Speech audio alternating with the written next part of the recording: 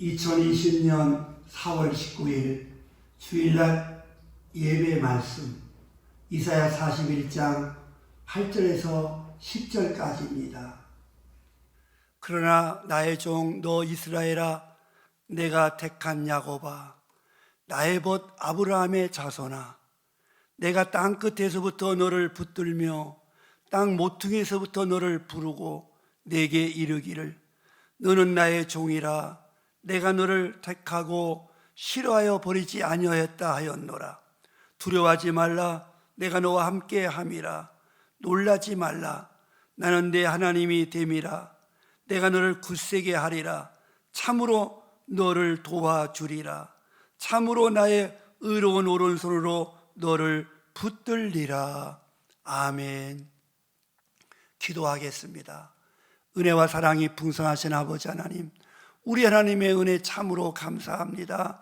이 어려운 시기에도 우리가 소망을 갖고 모든 어려운 문제들을 하나하나 잘 해결나갈 수 있도록 은혜 주심을 감사합니다. 거룩한 주일을 맞이하여 주 앞에 나와 하나님 앞에 예배 드려야 할 백성들이 가정에서 예배 드립니다. 그들의 처소에서 예배 드립니다. 하나님 함께하여 주옵시고 이 코로나 바이러스도 빨리 퇴치되고 물러가서 온 세상이 평안하고 자유롭고 건강할 수 있도록 은혜를 내려 주시옵소서. 오늘도 말씀하여 주시고 은혜 베풀어 주시고 성령으로 기름 부어 주시옵소서. 예수님의 이름으로 기도하옵나이다. 아멘. 잘 되고 있습니다. 행복합니다. 좋은 일이 있습니다. 이번 주 설교 제목은 내가 너와 함께 한다입니다. 오늘 본문 말씀의 배경은 BC 예수님이 오시기 전 722년 아수르에 의하여 북왕국 이스라엘이 멸망합니다. 약 134년 후에는 남왕국 유다도 바벨론에 의하여 패망합니다. 바벨론은 유다를 패망케 한 후에 1차, 2차, 3차, 4차로 유대인들을 바벨론 포로로 잡아갑니다. 1차에서는 왕족도 방백도, 2차, 3차에서는 군사들과 기술자들도, 또 4차에 이르면서 청년들, 백성들을 포로로 끌고 갔던 것입니다.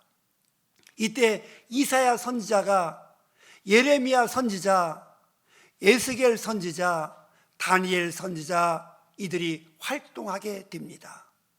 그들의 활동 시대였습니다.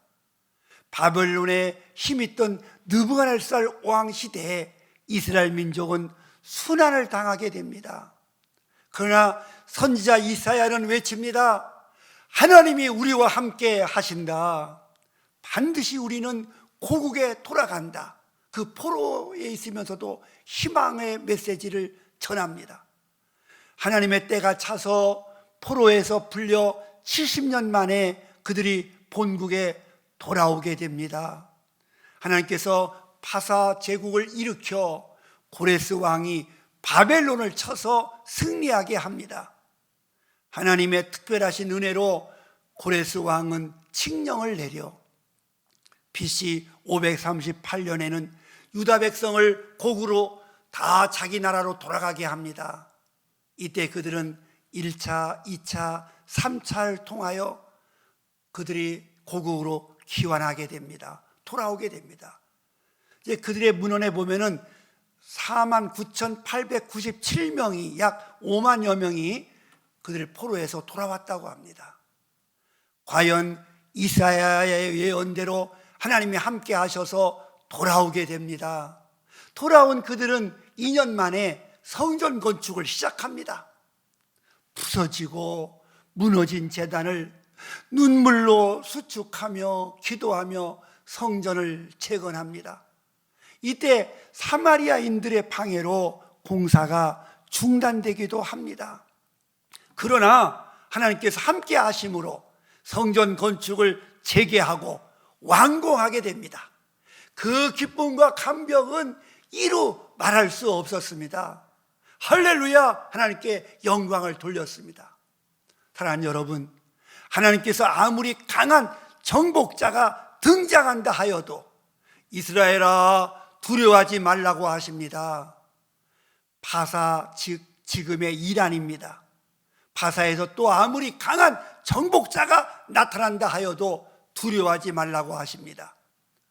우리 인생에서도 우리를 정복하고 우리를 포로 삼으려고 뜻하지 않은 정복자들이 등장할 수 있습니다. 정치적으로도 저 히틀러라든지 또 공산당, 또 질병의 정복자 코로나 바이러스 같은 새로운 질병들입니다. 이단의 사이비 정복자들도 자꾸 나타납니다. 숱한 이단과 사이비들이 나타나서 그들이 세상을 정복하려고 합니다. 경제적인 불황의 정복자가 나타나서 빈곤의 정복자, 바로 사업도 직장도 생활에서도 어려움이 나타납니다. 그러나 두려워하지 말라고 하십니다. 내가 너와 함께 함이라고 하십니다. 하나님이 우리와 함께 하심은 첫째로 우리를 굳세게 하시고 붙들어 주신다는 것입니다.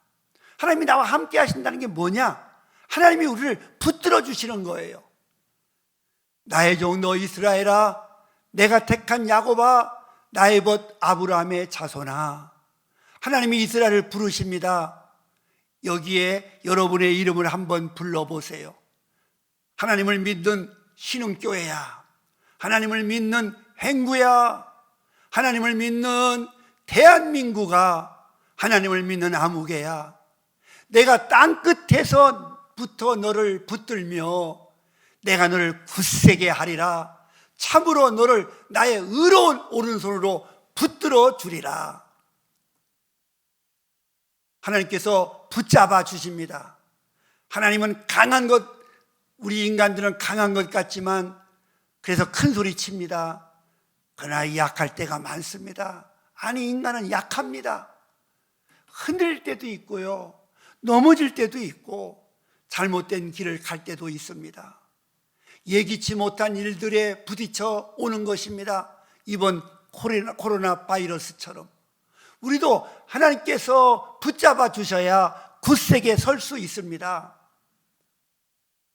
하나님이 붙잡아 주시고 굳세게 하십니다.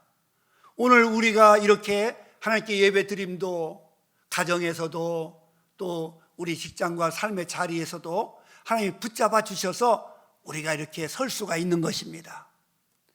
여기 보세요. 이 볼펜이 붙들지 않으면 넘어갑니다. 넘어가요. 그러나 붙들어 주면 똑바로 설 수 있습니다. 하나님이 우리를 붙들어 주어야 설 수 있습니다. 우리가 설 수 있는 것은 하나님이 붙들어 주시는 증거입니다. 하나님께서 함께 하십니다.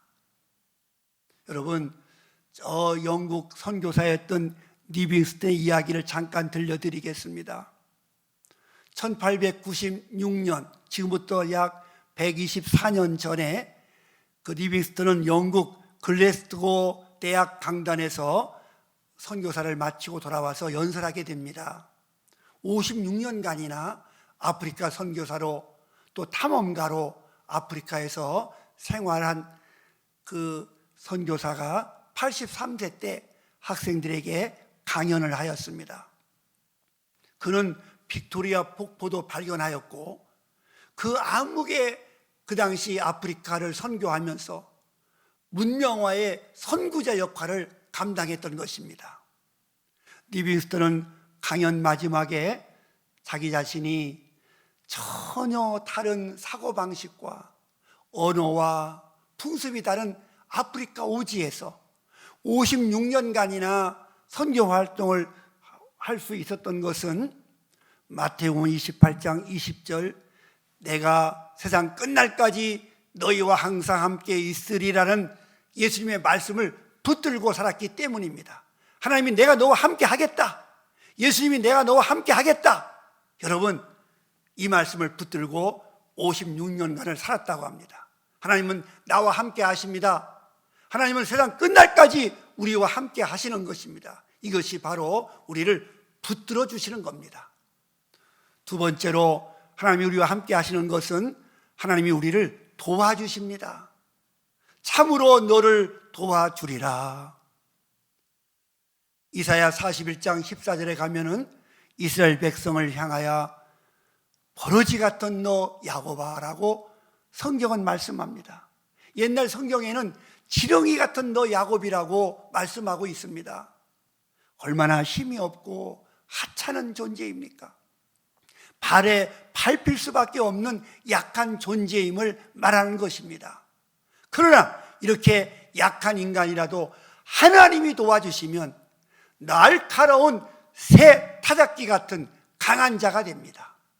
우리는 약하여 금방 넘어지고 포기하고 두려워합니다. 때론 좌절합니다. 그러나 하나님께서 우리를 지키고 계시고 지금도 불꽃 같은 눈으로 우리를 지켜보시고 함께 하십니다. 인디언 소년들이 담력 기르는 풍습이 있었다고 합니다. 아프리카 인디언들은 소년들의 용기를 훈련하는데 독특한 방법을 썼는데요, 이들이 소년이 돼서 자라면은 그들이 어느 날 야생 동물들이 우글거리는 숲속에 혼자 하룻밤을 지내게 한다고 합니다. 근데 그들의 비밀입니다. 이 소년은 얼마나 무섭겠어요. 나 혼자 이 숲속에서 그 야생 동물들이 우글거리는 그곳에서 혼자 견디면서, 그 밤을 견디면서 용기와 담력을 키웁니다. 숲속에서 한밤을 지내야 됩니다. 그러나 그때 그 밤에 소년의 아버지는 뒤에 쳐져서 나무 뒤에서 활을 댕긴 채, 활에 화살을 먹인 채 언제든지 자기 아들을 공격하는 짐승이 있으면 쏘려고 거기서 몰래 지키고 있답니다. 날이 밝아오면서 소년은 그의 아버지가 가까운 나무 뒤에서 자기 자신을 지키고 있었다는 것을 알게 됩니다. 이처럼 우리 하나님 아버지께서도 우리 가까이에 함께 계시고 우리를 지켜주십니다. 하나님께서는 이스라엘 민족을 그 열강 속에서도 안고 업으시면서 다시 고국에 돌아오게 하셨습니다. 하나님은 강하십니다.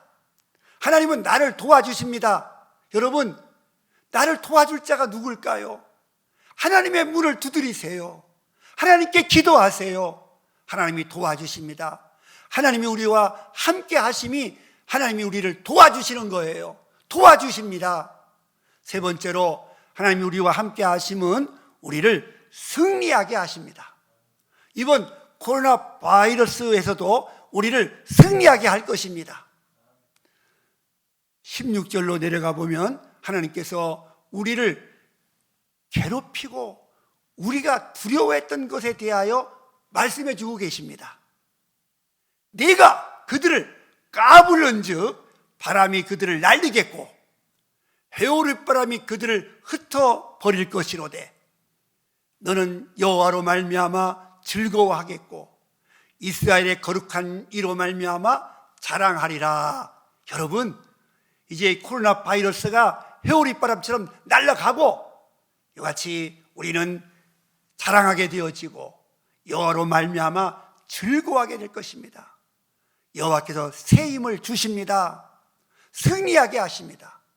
오직 여호와를 앙망하는 자는 새 힘을 얻으리니 독수리가 날개치며 올라감 같을 것이요 다른 박질하여도 곤비지 아니하겠고 걸어가도 피곤치 아니하리로다. 사랑하는 여러분, 누가 세상을 창조하였습니까? 하나님입니다. 누가 인간을 만드셨습니까? 하나님. 누가 우리와 세상 끝날까지 함께 하십니까? 하나님. 하나님입니다. 끝으로 우리 감리교회를 창설하신 요한 웨슬리 선생님의 이야기를 들려드리겠습니다. 영국 런던의 웨스트민스터 사원에 웨슬리 형제를 위한 기념비가 거기 있습니다. 기념비에 새겨진 말은 우리 요한 웨슬리 선생님이 평소에 했던 세 마디 말이 적혀 있습니다.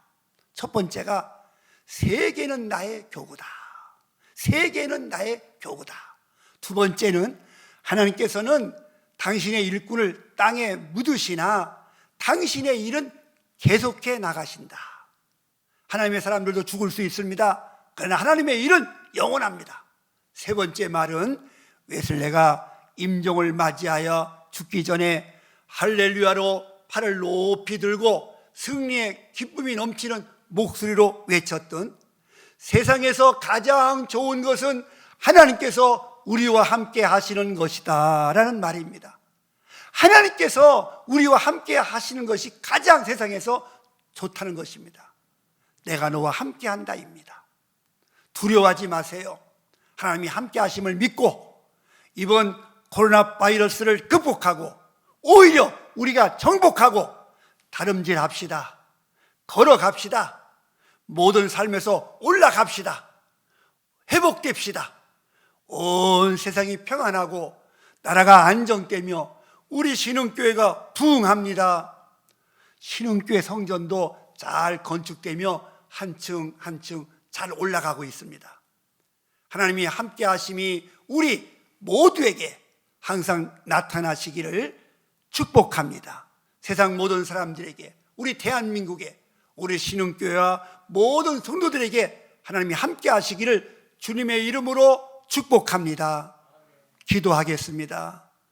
은혜와 사랑이 풍성하신 아버지 하나님, 우리 하나님의 은혜 참으로 감사합니다.